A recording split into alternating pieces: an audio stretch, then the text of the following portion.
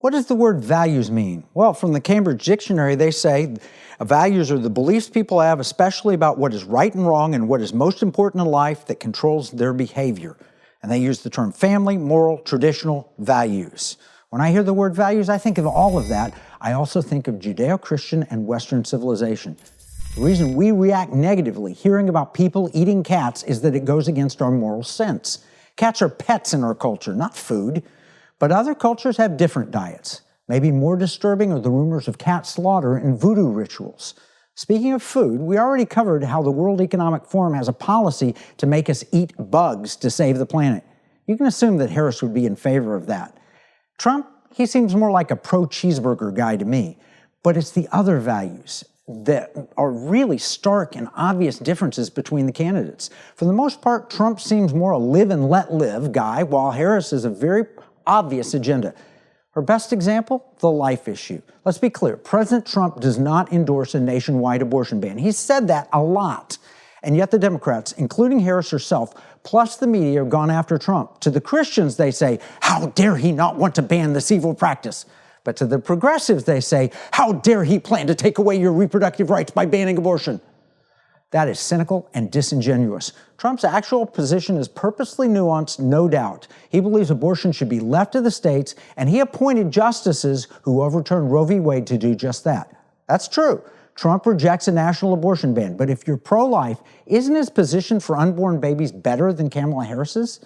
During the debate, Trump claimed that Harris and Walz want zero restrictions on abortion up to the point of birth and then after in some cases. Ridiculous, the fact-checkers said. And yet the record pretty well aligns with what he said. Let's be clear, if abortion's your thing, like it is for the Satanist church, you should vote Harris and Walz. Now let's explore the facts about post-birth abortion. Question, are babies killed after being born, as Trump claims? Yeah, answer is true. Some states allow abortion up to the very moment of birth and then do verbal gymnastics to claim that viable and alive outside the womb is not a birth. It's true that such very late-term abortions are extremely rare, but they're not illegal in some cases, and that's the point. Second, in botched abortions, babies can be born alive and then neglected until they die. In a practical and moral sense, it's the same as post-birth abortion. And it happened in Minnesota, as noted by the Daily Signal. As Democrats and media outlets accuse former President Donald Trump of dramatizing the Democrat abortion agenda, data from the Minnesota Department of Health shows that at least 8 babies who survived abortion in the state were left to die.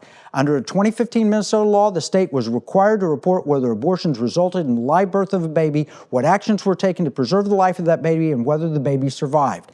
Those reporting requirements exposed that between January 1st, 2021 and December 31st, physicians performed 5 abortions resulting in a baby's live birth. No measures were taken to help the first baby who died with fetal abnormalities, that resulted in death shortly after delivery. 2 of the babies were given comfort care measures as they died. No measures were taken to preserve life for the last 2 babies who were pre-viable. That's the case in Minnesota.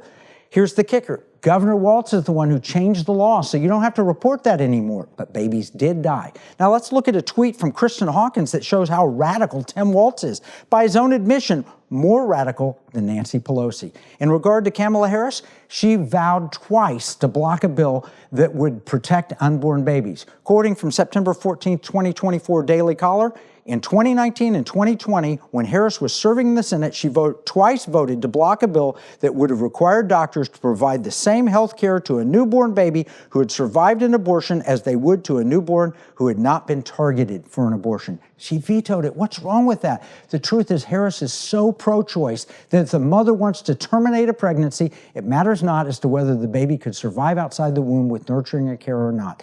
Why? At that point, it's no longer the mother's body. This is a clear values question and a clear distinction regardless of how the media tries to obfuscate it. Bottom line, there should be zero doubt that Trump, Vance are the more pro-life side than Harris and Walz. You can see that in their statements, which are often purposely overly nuanced, but you can also see it in their supporters. Trump says Harris wants to kill babies after birth, and Harris says Trump wants to ban all abortions. Harris says these are her values. Now, we need to take a break. When we come back, we'll move from the life issue to the sex issue.